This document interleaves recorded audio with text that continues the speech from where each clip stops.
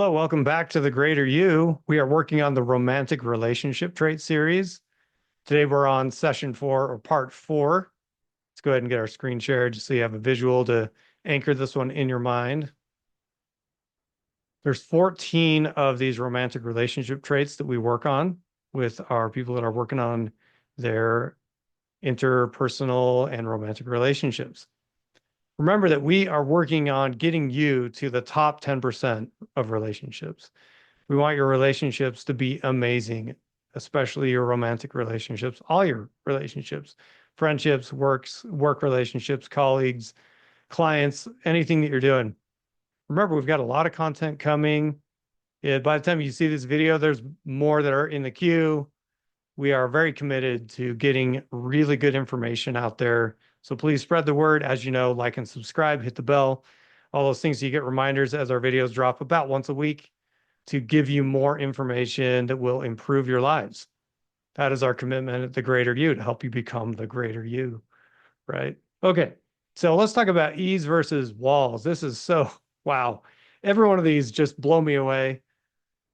Remember, with these relationship traits, you want to work to develop these within yourself, and you also want to seek to have someone that has these traits.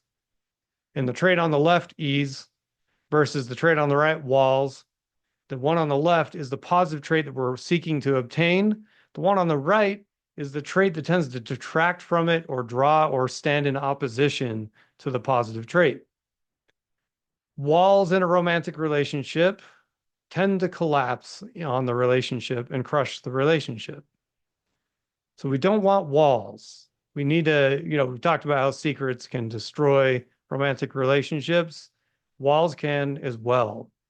There's great research on this. The Gottman Institute, they talk about stonewalling. Lots of different books have been, even Emotional Intelligence back in 95 talked about that. The stonewalling tendency in a relationship is one of those 4 horsemen, right, that the Gottmans talk about. When we stonewall, or when we have walls up, we're not letting people in. We're blocking vulnerability, and we're not letting them into a place of romantic intimacy, emotionally, mentally, in a lot of different ways. So walls are not great for romantic relationships. Clearly, as you're early in a relationship, you may detect or have some walls. We call those boundaries. And those really need to work more like a door, right? That as people earn trust, you can open the door and let them into that layer of your life, your heart, your mind, your dreams, your soul. So walls are hard to get around, right? So then what is this ease trait? Oh boy, you know what it feels like. Think about times when, whether it's in a friendship or whatever, someone, back in your high school days or college days, or a buddy at work, even now, that's just easy to be around. There's very little drama around this person. They're super easy to talk to. The communication just kind of flows. There's a reciprocity in the communication, a back and forth, a give and take. That's the ease we're looking for in a romantic relationship. When ease is there, conversation comes easily, but then also there's those moments of silence, and they don't feel awkward. They feel fine. They feel great. Sometimes you're just sitting there by each other reading a book or something, and there doesn't always have to be constant chatter, right? So ease is a factor that you feel internally. How do we develop it? We've got to overcome our insecurities, guys. And we need to seek to be in a relationship with someone who doesn't have a bunch of insecurity. Walls are built to protect insecurities. Walls are built when there's a lack of trust. Walls are built when we feel unsafe emotionally, physically, sexually, socially. So walls are an indicator that something's off and there's not ease. So we develop ease by developing trust, by developing openness, by developing communication, by developing an openness around vulnerability, being okay sharing emotions and holding a space for one another.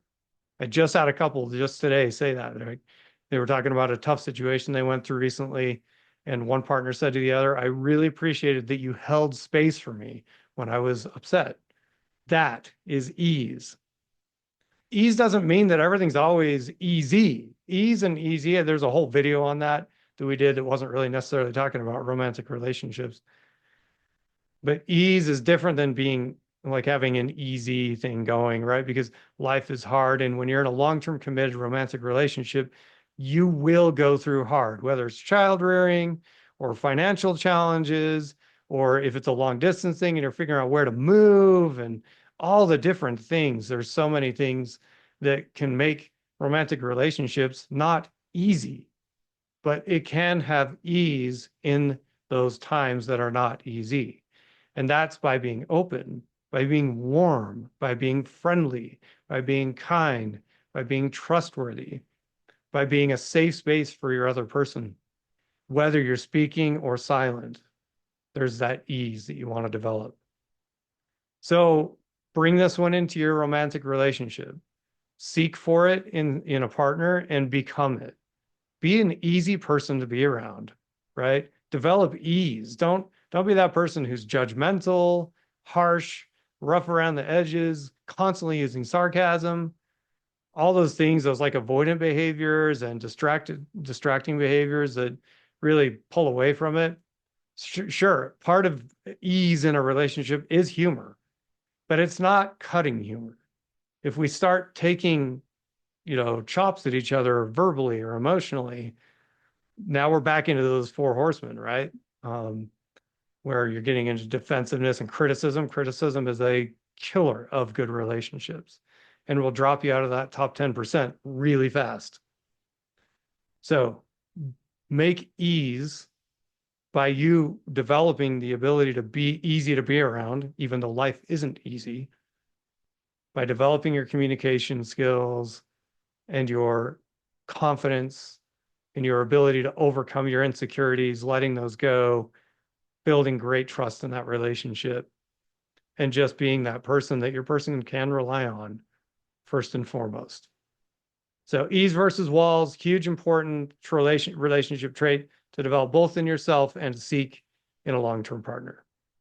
So that is it for this one. We'll hit part 5 pretty quick. You'll get it probably about a week after this one. There's more to come. Keep hanging in there with us. It's always good to spend time with you here at the Greater You. Take care and have an amazing day.